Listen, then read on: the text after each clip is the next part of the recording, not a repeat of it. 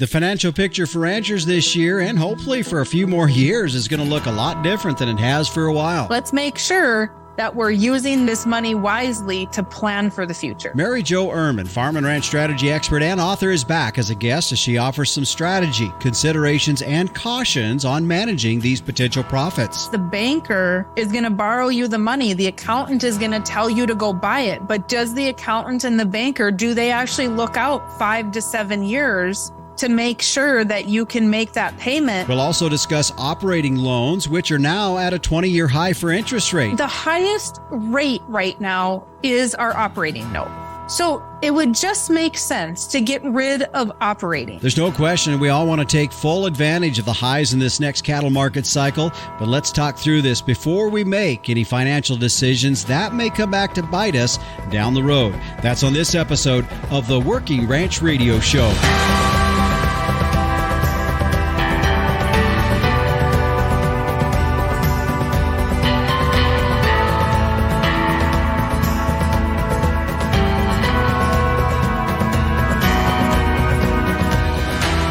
And this is the Working Ranch Radio Show. I'm Justin Mills. Thanks for joining us. If you're a regular listener, you're thinking to yourself after hearing that opening, well, isn't that what we talked about last week? And I'm just going to be really honest with you folks, because I know many of you are probably in the same boat. This last week, we were flat busy. That's all there was to it. As I know, a lot of folks this time of the year, you're shipping calves, or maybe you're pregnant, or you're weaning, or whatever else. Then you add in the first major winter storm for the fall of 2023. And yeah, we were busy. So I'm just going to come to you with my hat in hand saying I don't have a new interview here for today's show. But last week's with Mary Jo, I'll tell you what, folks, that was a phenomenal show.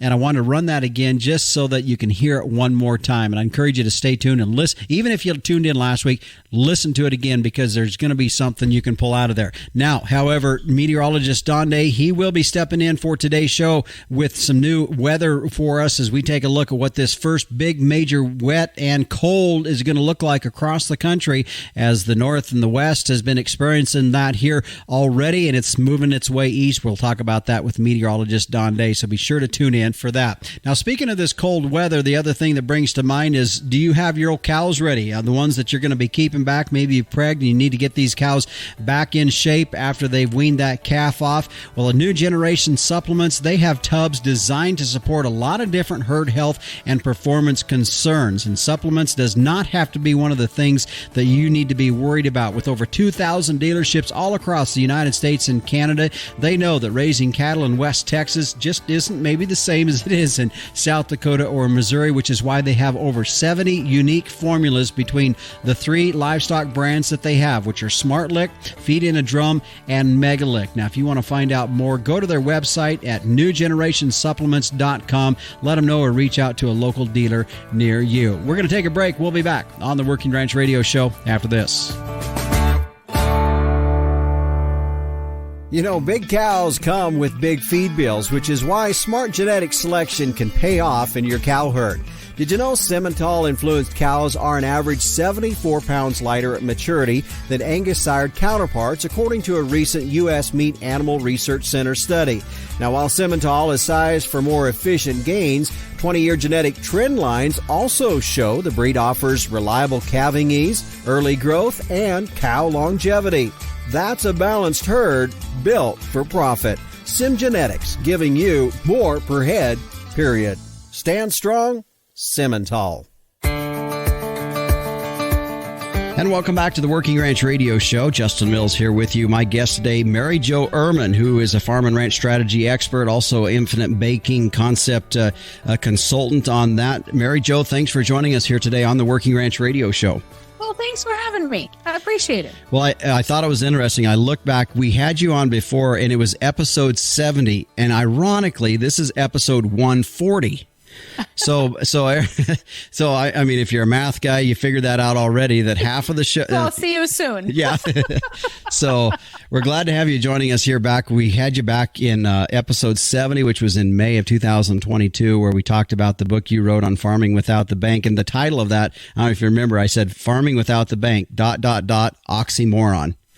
And we got a lot of people listening to the show. And I think folks, if you want to go back and listen to it, I would encourage you to go back and listen to that as well. But Mary Jo, I had you come on here today because I wanted to visit a little bit more about where we're at financially in our industry right now. There's a lot of different dynamics that are coming into effect. There's a lot of from high interest rates to now we got some record cattle prices out there. And there's just a lot of dynamics.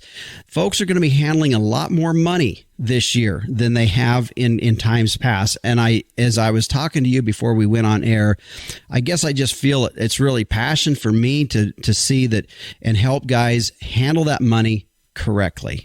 And so that we don't get ourselves into situations. So that's kind of the key thing that I want to get here to today. One of the things, and this comes off of a podcast that you had recently released as well, just to get this started, is that as we head into this particular time frame, and it's even critical now, but it would be critical in any point in time if we're going to be looking at our farms or ranches from a business perspective, is that we really do need to know our break-even costs. And that's something you really were trying to get across in that recent podcast of yours. Mm-hmm. Yeah, you have to. First of all, you need to know break even, because how do you know if you're making a profit if you don't know your break even point? And break even better be, and like I said in the podcast, there's probably a lot of young people that listen to you and a lot of the millennials who are still helping dad in exchange for fuel or tractors or something like that. You better put that expense in your books as an expense, because if dad dies tomorrow and you have to buy that tractor and you have to buy that fuel, now all of a sudden, what is your true break even? So know what I call your true break even. Know that. And then like this podcast, I think is super timely, because what are we going to do with all these profits this year? You're going to end up, most people are shipping cows or selling calves right now. And so what are you going to do? Go to the accountant and figure out what you have to buy between now and December so that you can write it off? Or do we need to spend those profits? So yeah, all of that is a business decision, right? Like all of it. You better plan for the bad years in the good years. And that's really where you're at right now in the cattle industry, is we have really high prices. And so with the profit, we should be using that profit to figure out what we're going to do when cattle prices drop, because we all know cattle prices are going to drop. Like they're not going to stay high forever. That would be nice if they did. I've never seen it happen. So I'm assuming that that's not going to happen. So let's make sure that we're using this money wisely to plan for the future. Mm-hmm. I might have jumped the gun a little bit by having you jump right into break even in that discussion when we were going to continue more on that. But I guess to back up just a little bit, paint the financial picture a bit. You did a little bit there as you were answering that question, but let's paint the financial picture, because I know your concern a little bit with your podcast was, boy, we don't want to go back to the 80s. We don't want to see that happen. So let's just maybe paint the picture of what we see with our ranching industry right now from a financial perspective. Yeah, my concern, and I'll catch heat from somebody, I'm sure. I got big shoulders. My concern is that we are going to have a repeat of the 80s, and we are going to have another farm crisis in 2 to 3 years if we do not manage well what we are doing now. And the reason why is because in the business picture part of it, we have 9 to anywhere, and I'm seeing anywhere between 7 to 10% operating notes. And they're even right now, most of them are 9 to 10. If I see 7, that's a great rate. Yeah. We have tractor notes, we have cattle notes, we have land notes, we have all of those notes.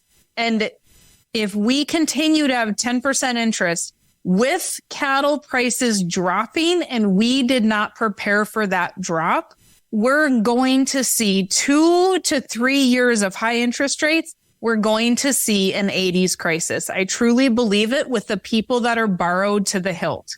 So not everybody, but not everybody failed in the 80s either, right? The people that managed their money in the 80s and they were not over borrowed, those people were still okay and they managed to survive. And I only know that because I've talked to several of them and I've said, how did you survive the 80s? Well, they didn't have loans on everything. They used a lot of cash. They had a lot of stuff paid off. And so there are people that agree with me and there are people that don't agree with me because they're like, oh, it's different this time. You know, we have crop insurance. We have insurance for this. We have insurance for that. Okay, you can have all the insurance you want, but are we buying the right insurance? Can we even afford to buy the insurance if cattle prices drop and loans are 10% interest? Mm-hmm. Yeah, it's interesting because I still think that regardless of, yeah, I can validate and for those that say, well, things are a little bit different than they were in the 80s. We've got some insurance options that are out there. I can see that to a point, but that still doesn't erase the fact that if you have a lot of loans out on different things, for example, one of the things that, as we were talking before we went on air, I got myself in a pickle in the last time the market went up buying cattle. And from that point on, I've seldom bought cattle. I found another way to take in cattle and do it something differently. But one of the things that was the concern is that you buy and you start putting a lot of capital expenses in items that might take 5, 7, 10 years to pay out. And that's a kind of what you're talking about here. Mm-hmm. That's the catch in this whole deal. Right. Is if cattle prices are high and now you go to the bank and you borrow money for a tractor, you have 5 to 7 years to pay that tractor off, but cattle prices were low for 3 of those 5 years. How are we going to make the tractor payment? Mm-hmm. Right. Mm-hmm. And I had people in 14 and 15 when cattle prices were high. I had clients that were building their dream barns. And then all of a sudden they didn't know when the cattle prices dropped, they didn't know how they were going to pay for the dream barn anymore, because they expected cattle prices to stay high. Mm-hmm. And I always say this, the banker is going to borrow you the money. The accountant is going to tell you to go buy it. But does the accountant and the banker, do they actually look out 5 to 7 years to make sure that you can make that payment when the cattle prices drop? If interest rates stay high, we have to look at worst case scenario going forward. We can't just think that it's always going to be sunshine and rainbows. As much as I love sunshine and rainbows, because I do kind of live in a sunshine and rainbow world sometimes, we have to look at the reality. You know, even in my own business, I don't make money and then go spend every dollar of it. I have a lot of money in reserves or I have access to a lot of money if something happens to the economy and people all of a sudden decide they don't want to do the infinite banking concept, right? Mm-hmm. Now, my income's going to go down. And so I am always looking at those things. Mm-hmm. Mary Jo, as you're talking about those things, I think people are thinking then, okay, so what do I do? Because there's some desire to take advantage of the market of where we're at. How do we do that without getting ourselves in a bind in this? And I think people sometimes maybe feel a little bit helpless because the only thing they do know to do is do what they've always done before. And that is you have a profit, and your accountant says you need to spend some money, so you go spend money. And that's kind of what they do. So what's the direction that we need to be looking at then in counter to that is productive down the road? First of all, if you're going to buy pears or if you're going to buy bred heifers right now, I remember in 13, I sat in the sale barn and I had a little table set up with my book, Farming Without the Bank, and everybody walked by me and laughed. I don't even know that I sold more than 2 or 3 books that day at the sale barn because they were paying, I remember one bred heifer, $3,100 for a bred heifer. Yeah. Like all I could do is think, how many calves do you need to pay for her? Like that's insane. And then of course the market drops right away. And so why are we even buying cattle at that price right now? Like I look at a lot of operations that I'm working with. I'm like, sell them all right now and buy back when it's lower. And even if you do, the people that I have right now making money in the cattle market, they're either selling their pairs and selling what they have, or they're calling cows, right? They're calling their bad ones and they're just going to save their good ones, which is fantastic. Run some yearlings on your place. Just because you own the land doesn't mean you have to own the cattle as well. And I've said that multiple times too. You do not need to, if I see somebody with a cattle note and a land note, it's a recipe for disaster. And not everybody agrees with that either, but I see people's numbers. And when the cattle market falls, if we bought, let's say that we bought ground today because cattle prices are high and we know the cattle can make the land payment and the cattle payment. Well, what happens when cattle comes down? The land payment doesn't go down. And so now all of a sudden we have to decide, are we paying for the cows or are we paying for the land? We're going to town and the off the farm job is paying for the land. Something is paying for it there. So we're not necessarily making that profit. And so if we have to run yearlings so that somebody else can pay for our land, then run yearlings until you have the land a decent amount of money stocked up or whatever, and slowly make that transition to owning those cows, or do some sell by. I have some clients right now that are doing sell by marketing, and they're thinking about not even doing direct to consumer anymore. And they have a successful direct to consumer business. They're like, we're making more money doing sell by, and they're buying low and selling high, right? It's the same thing. If we have pairs, we should still be buying low and selling high. You don't go to the stock market and buy high and sell low. All cattle are is the different stock market. It is that buying low and selling high is the same no matter where we go. So if you're somebody just trying to get into the cattle market right now, why are you getting in now? Wait until this thing falls, then you can get in. And then you don't need to own the land either. Go rent some land or run them on somebody else's place or whatever. But we have to get over this thought process that we need everything and we need to own everything. Because if we're going to sell today and we're going to have this profit, hang on to the profit. Because next year you can use that profit for feed. Hey, right? You can use a profit for whatever it is you want to use it for. It's one less reason to have to go to the bank. But if we have profit and we go see the accountant and he says, go buy something so we can avoid taxes, then all of a sudden, all of our money went to the thing. And now we don't have the money for hay. And we go back to the bank and use the operating note at 9 or 10% to buy hay, to pay for vet bills, whatever it is that we need. Really? We could have just used our own money and saved 9 to 10% on it.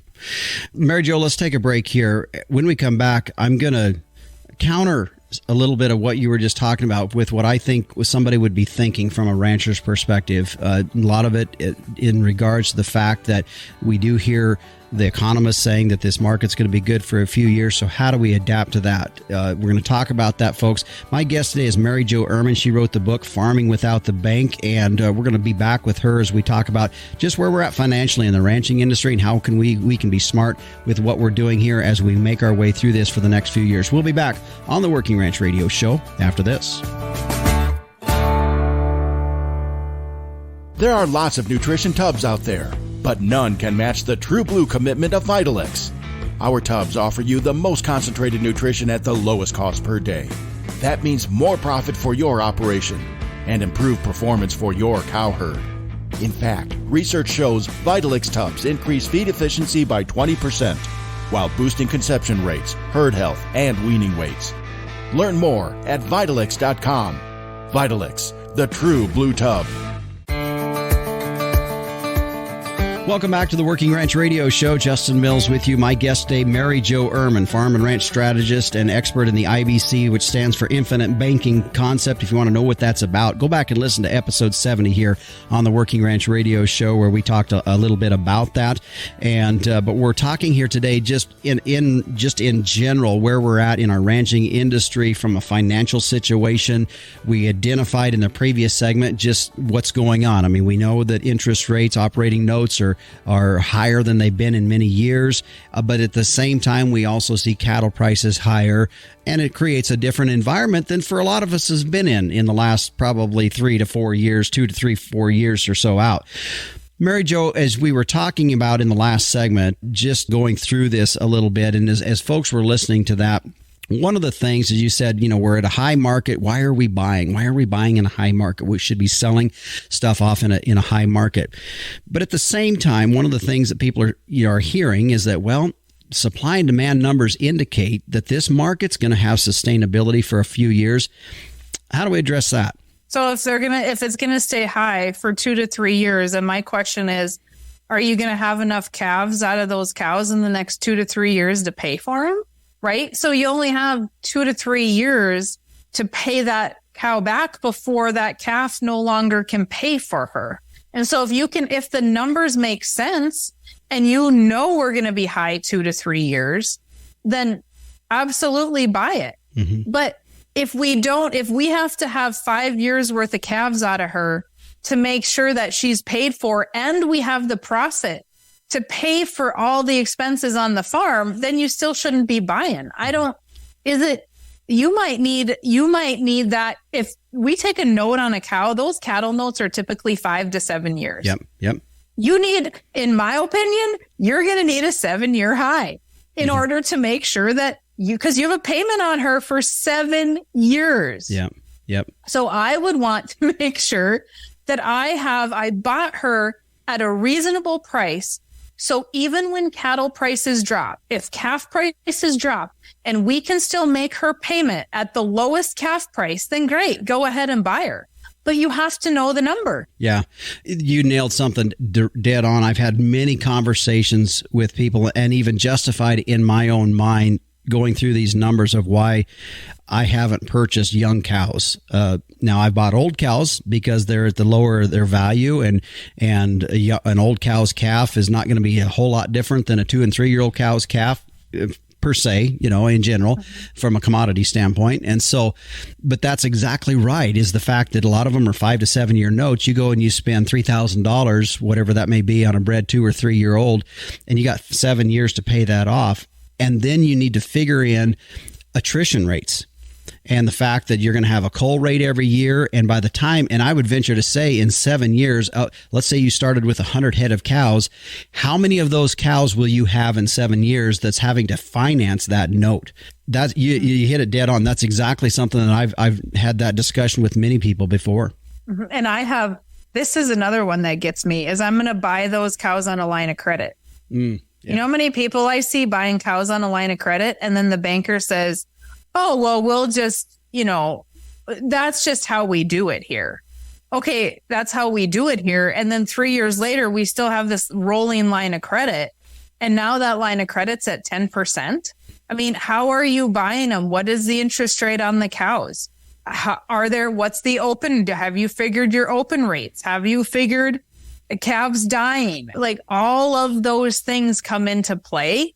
And most people that I talk to, I don't know that I've ever talked to anybody that shot for the stars, right? They all are figuring it based on some sort of a low cattle price. But did we figure the low cattle price, the high hay prices? Yeah. Did we figure the vet bills in there? Did we figure our cost of living? I saw something the other day that somebody has been tracking, went back 6 years and looked at their receipts. And the only thing that's gone up is food. Movies haven't gone up. Concerts haven't gone up. Like, all our extracurriculars haven't gone up, but our food has gone up. Yeah. Right? That your feed has gone up. All of those necessities go up. And so that cow not only needs to pay that note, but it needs to pay for your cost of living. Because are you figuring the cost of living into your break-even expenses? If you want the ranch to pay for you to live and not have to work off the farm, then that cost of living is an expense on the books. Mm-hmm. And so it is just, we're not looking out far enough. If cattle prices are going to stay high, before the break, you asked, well, what if cattle prices stay high for the next 3 years? Great. Then you have 3 years of profit. Mm-hmm. Can you imagine? At year 4, you might be in a position where you don't have to borrow money to pay for hay because you haven't avoided taxes. Mm-hmm. Well, and that's get to another point there. I was actually going to go with another question here and back to some costs of knowing our break evens, but I want to hit that real quick. And you said not spending something just because your accountant says, well, you got extra money, you need to go buy this. That's a real scary thing to start getting into that. But honestly, Mary Jo, I think it's a way of thinking within our industry.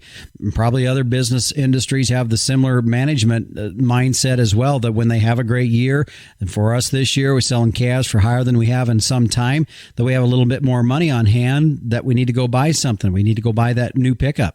Mm-hmm. And what's that pickup? That pickup producing any kind of cash flow? No. I have people that will go buy more cattle. That's great because they're going to produce cash flow, hopefully, but you better know if they're going to produce cash flow.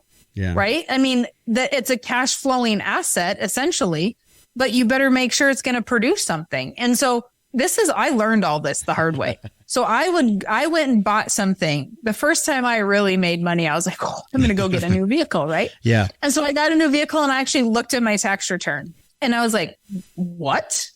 That's all I saved by buying that new vehicle?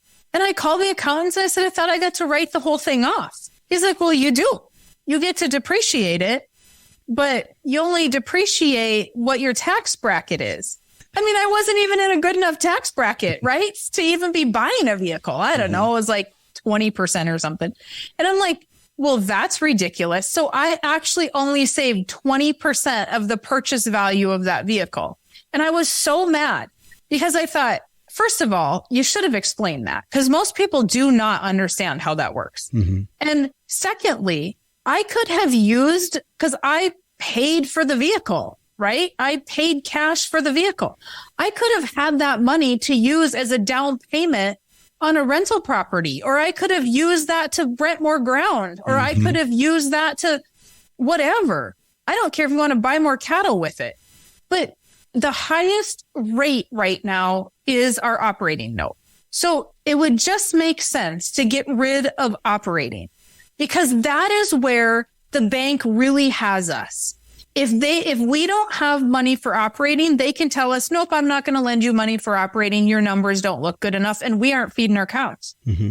If we can just save that profit for 3 years and move it into I don't care if you don't do IBC, move it into a savings account. And when you use that money from savings to operate for the year, that money goes back into savings at 10% because that's what you were willing to pay the bank for that money. Mm-hmm. And so then the next year you have it again. You're never going to get operating money built up without using the profit from the year to use that money for next year. Mm-hmm. We have to save that to get it there. And if we have 3 years of what we're looking at as high prices, oh my gosh, you guys should all be saving that money and using it for operating next year. Mm-hmm. Yeah. Well, interesting here. I know a lot of folks are probably their minds are going through that and they're thinking, boy, this just doesn't compute with what we've normally done. Right. Because the accountant says, go spend $50,000 to save 10. That's just an example that I use with the because I have an IRS calculator. And so with that calculator, if you spend $50,000, you'll save 10. But then you have to go buy something for $50,000. That means you have to go to the bank. If they charge you 5% on a 7-year note, you just spent $10,000 in interest ish. Mm-hmm. Well, you didn't save anything because you just, instead of giving the IRS the 10 grand, you just gave it to the bank in interest. Mm-hmm. So you really get to decide, do I pay the taxes on it or do I pay the bank? Here's where the problem arises, Justin, is most people don't have the 10 grand to pay the IRS. Yeah. So they go to the bank to borrow money to buy something to decrease it.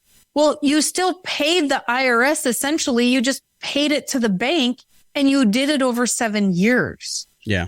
Then you put yourself on the struggle bus for 7 years, figuring out where that money is going to come from to make the bank payment. Mm-hmm. Right. So I have some clients that have done an amazing job. Not only have they done infinite banking and ranching for profit, but they also implemented Profit First. Are you familiar with the Profit First book? No. So the Profit First book is you bring in profit, you pay yourself, you pay yourself, and then you pay your taxes, and then whatever left you can use as expenses. Okay. And so what they have done is they sell their calves, and then they pay themselves their payroll, they pay their taxes, they pay for their living expenses, and then they will use the rest for expenses. Okay. So their operation is only growing based on what they have left. What's left over. Yep. But guess what? They always have money for taxes now. Yeah. She said, we have never been able to pay our taxes because we've never had the money. It's because when we sell our calves, we give it all to the bank. And if we have any extra, like now we might have some extra, we're going to pay down some extra notes. Oh, for the love of Pete, please do not be paying down extra notes. So they're going to pay down these notes and get these notes paid for faster. But then it comes time to pay taxes and we don't have money for taxes because we've put them on extra notes or we've just spent it for whatever reason. And so now we do have to go buy something. Put your tax money aside immediately. Yeah. Then you have the taxes. You don't have to worry about going to buy something to avoid taxes. Yeah. Well, let's take a break here. We still have one more segment here, and we're going to get into a little bit more here. My guest today, folks, is Mary Jo Irmen. She is the author of the book, Farming Without the Bank. We're talking just dynamics of our financial picture that we see here in the ranching industry right now. We've got more with Mary Jo when we return on the Working Ranch Radio Show. Every year you pick your replacement heifers. Some become profitable cows. Others disappoint. How can you make more reliable selections? Genetic testing. Commercial cow-calf producers like you are using Inherit Select from Zoetis. You gain valuable predictions, including cow fertility, size and soundness, feed efficiency, growth and carcass merit, as well as easy-to-use economic indexes. This improves your selection, breeding, and marketing decisions. Request a call from InheritProgress.com and ask about free TSUs to get you started. Welcome back to the Working Ranch Radio Show. Justin Mills with you. My guest today, Mary Jo Irmen, who wrote the book Farming Without the Bank, also a farm and ranch strategist, expert. IBC, which is Infinite Banking Concept. If you're not familiar with that, either go to her website at farmingwithoutthebank.com, or you can also go and listen to our episode 70 where I discussed this with her. I'd do both if I were you, just to get a little bit more knowledge on it all. But Mary Jo, we've had a lot of great discussion here today. And I think one of the things, I don't want to be negative. And I think that's your case too. I mean, you're not a negative person by nature. I know that. But at the same time, as I was said in the previous segment of some sort, I said, I just don't want to see guys go under. That's a real big thing to me. I hate to see the family farms and ranches just going down the road because of just not managing their finances correctly. And that's really what this stems. I want to see these family ranches. I want to see kids growing up on ranches and having that experience. I want that really bad, which is why this is what's driving this. And I think from your perspective, you deal with a lot of farmers and ranchers yourself, and you want that as well. And so, folks, as you're listening to this, please don't get the wrong impression that we're just here trying to rain on the parade. That's not the point by any means. We just want to make it through this thing and have these farms and ranches down the road. Mary Jo, as we were talking, very first segment, I just went right away with talking about break-evens and how that was an important thing.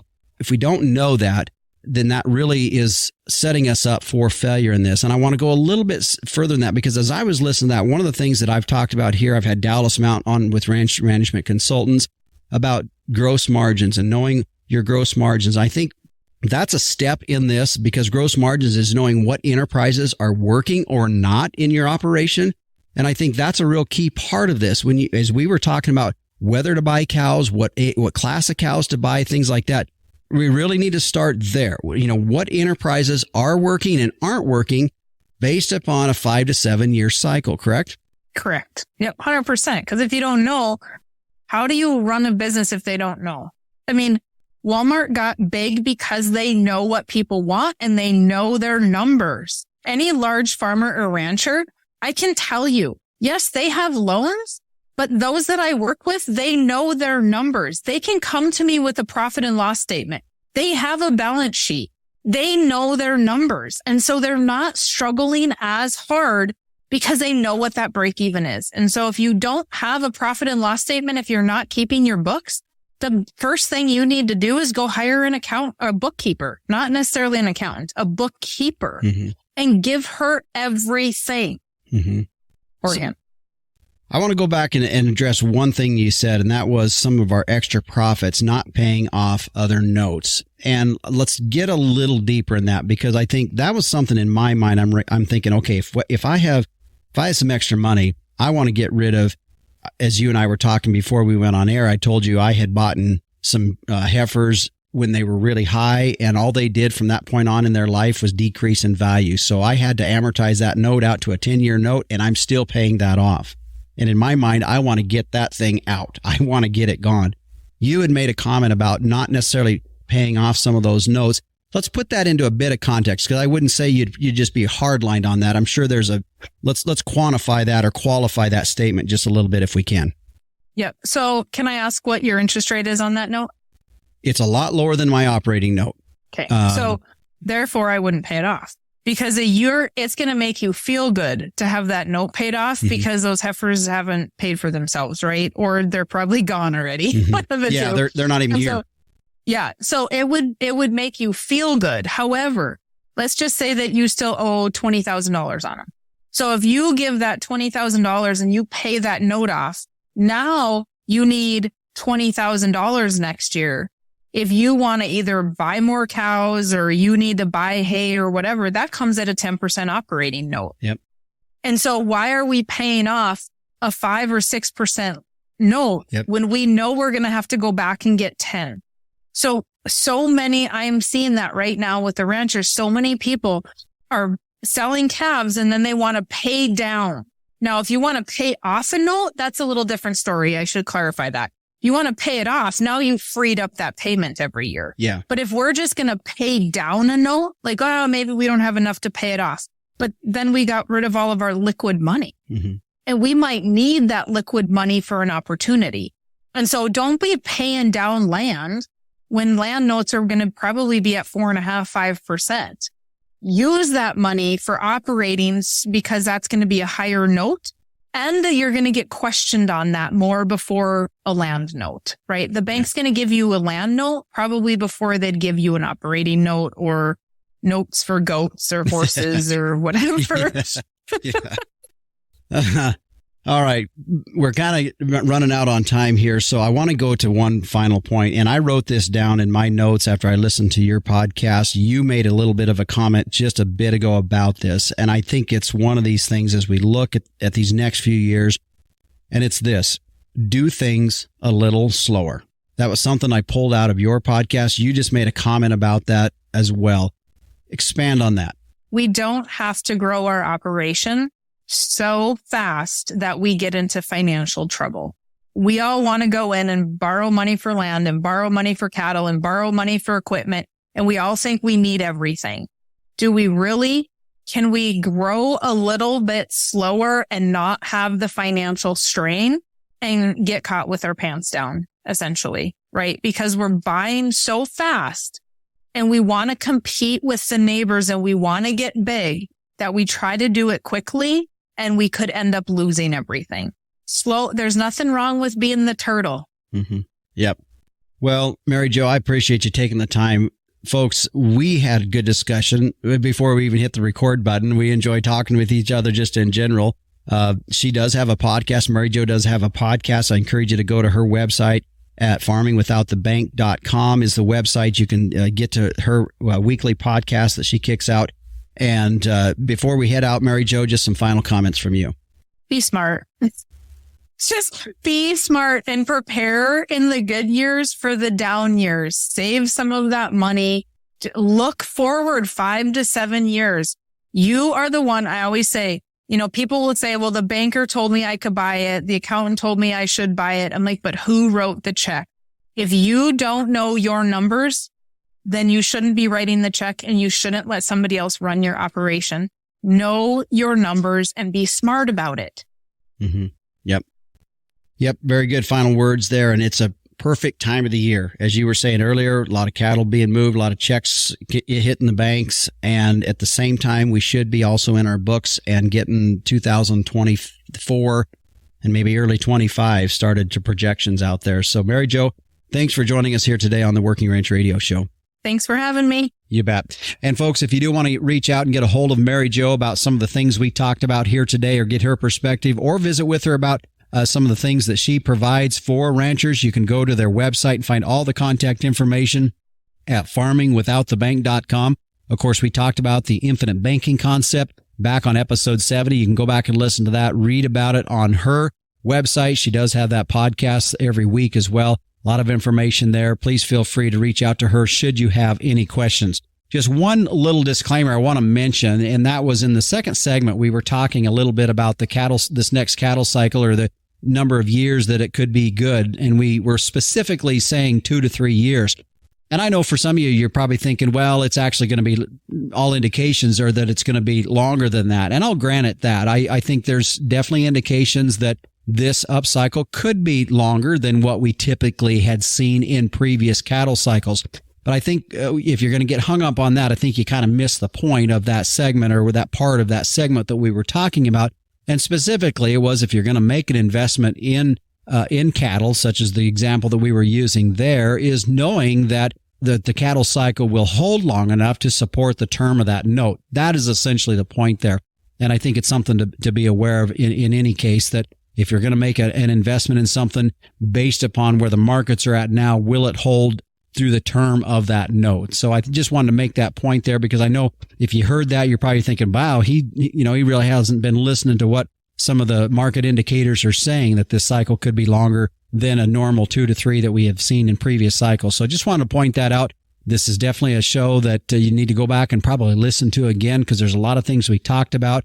And as I had mentioned when we started this segment, not to be negative, by no means is that the point. It's really, I think it's just more importantly that we are smart as we're going through this cattle cycle, and strategic in what we're doing, so that when we go through it and then we have to hit that time when there could be a drought situation, we have to buy hay, or we have other expense items that we hadn't planned for, we are able to make it through without having to sell the farm and the ranch off. And that really is one of my ultimate goals, because I just believe in the family ranch.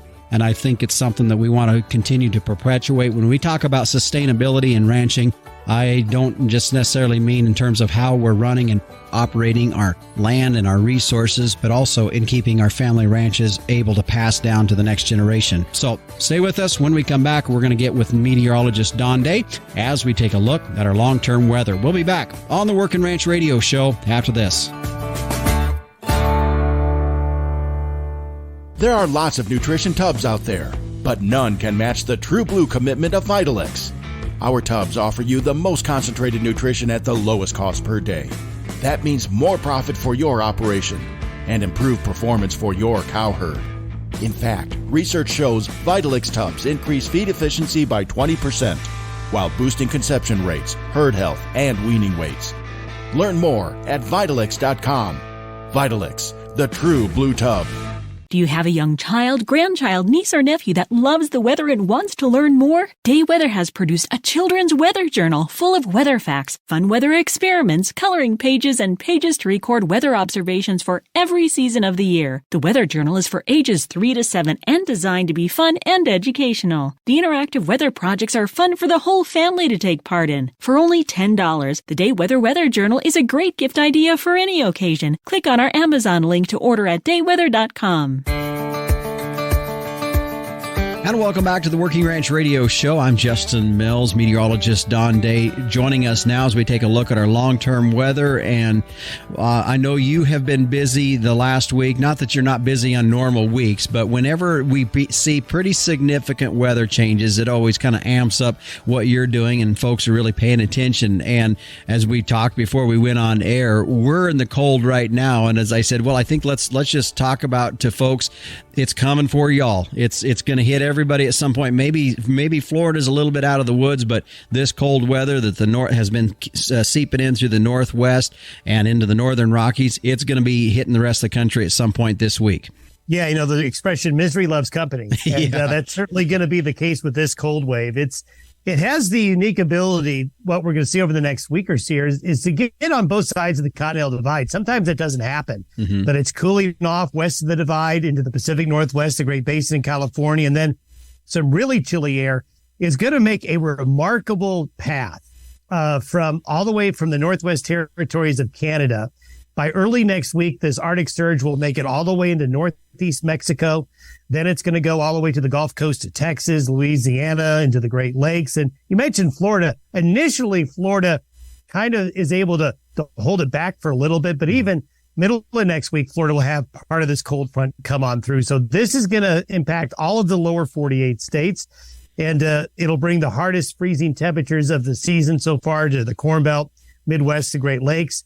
Snow is going to get as far south as parts of Interstate 70 with this system, and long parts of the Northwest Corn Belt, parts of the Great Lakes, and even parts of New England will see the first flakes of snow of the year. Mm-hmm. Now, I know for us, we're in it here this weekend. We're already kind of experiencing that cold as it's going to seep a little bit further into the country later on. We do know that it's going to definitely bring a change. We're going to see some cooler temperatures with our weather here in the month of November. However, how long is this going to hold on? Is it going to be a grasp of about 7 to 10 days, or is it going to kind of hit this and then we'll kind of let up a little bit? Yeah, usually when you see a release of cold like this, of this magnitude, you're always going to have some natural response to have things even out a little bit and have a warm up and have temperatures moderate. We're not at that time of year where Arctic air can come in and lock in for long periods of time like it can in midwinter.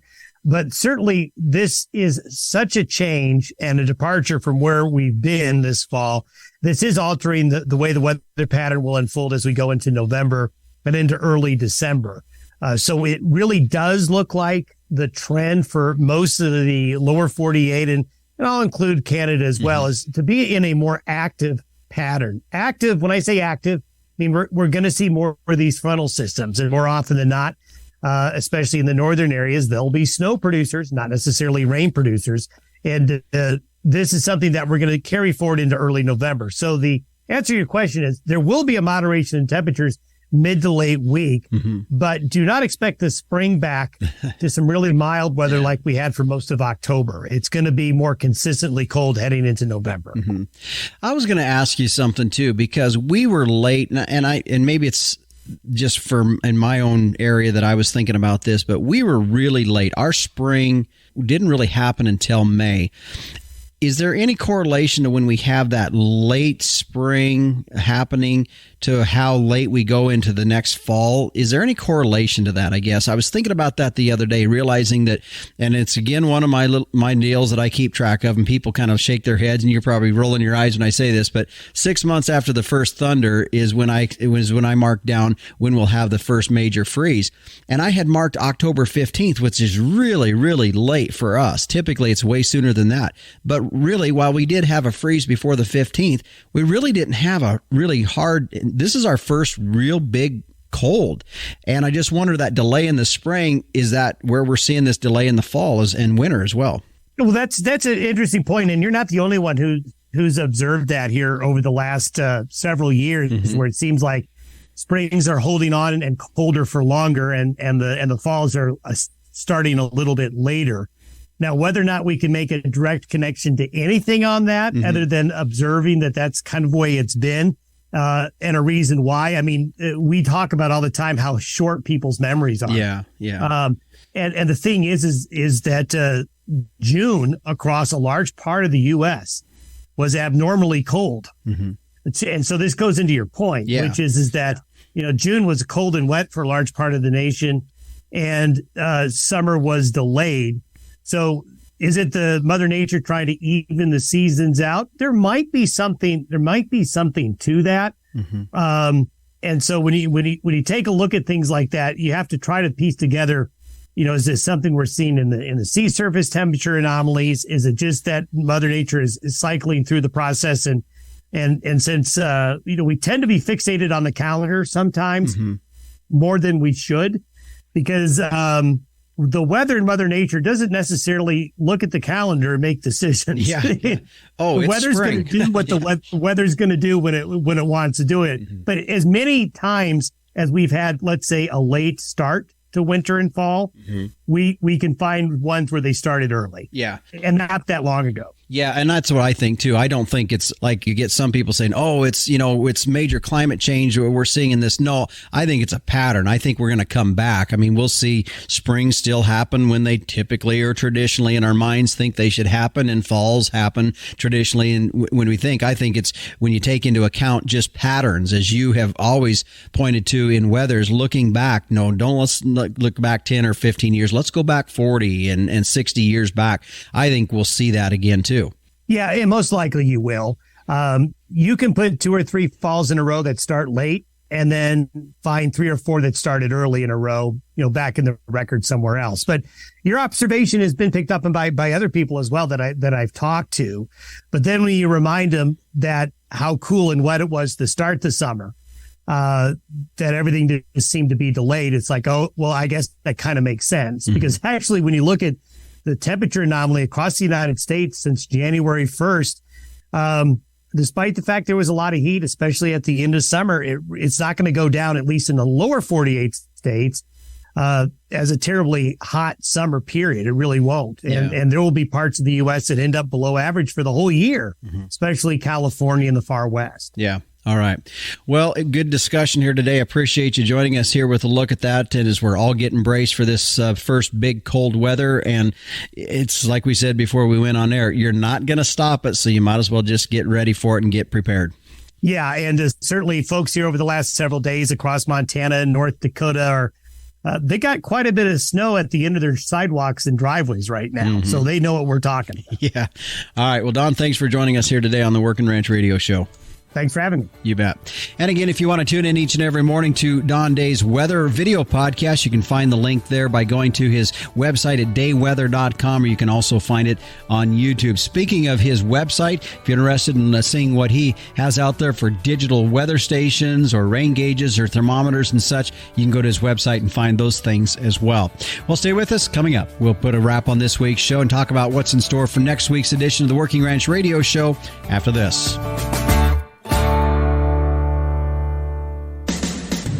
Animal health is key to your business, so how do you track cattle health treatments? Stop relying on pen and paper or complicated programs. Performance Beef helps you record processing data, enter costs, and track animal health history, all in real time at the chute. The mobile app also makes it easy to log pasture and pen treatments on the go.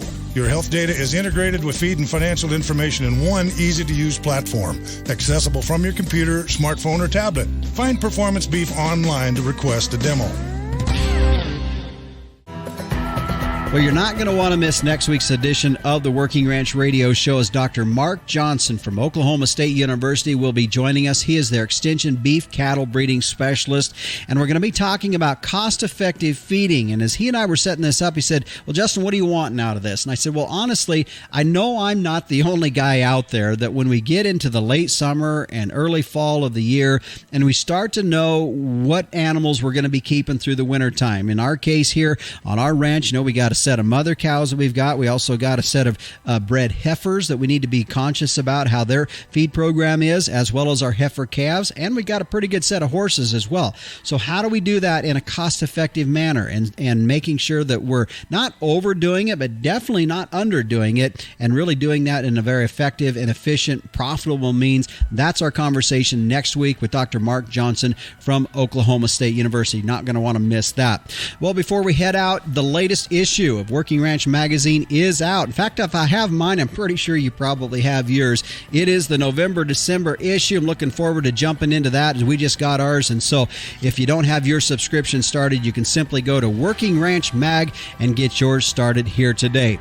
The Working Ranch Radio Show is a production of Working Ranch Magazine, branded #1 by America's Ranchers. If you'd like to get a hold of me, it's pretty simple. My email address is justin.workingranch@gmail.com. Let me know if you have comments, questions, or ideas for a show topic. Please feel free to send me an email, and I'll get back to you just as soon as we get back around here in the office.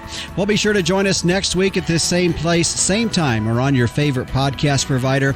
I'm Justin Mills, and until next time, keep your chin down and your mind in the middle. So long.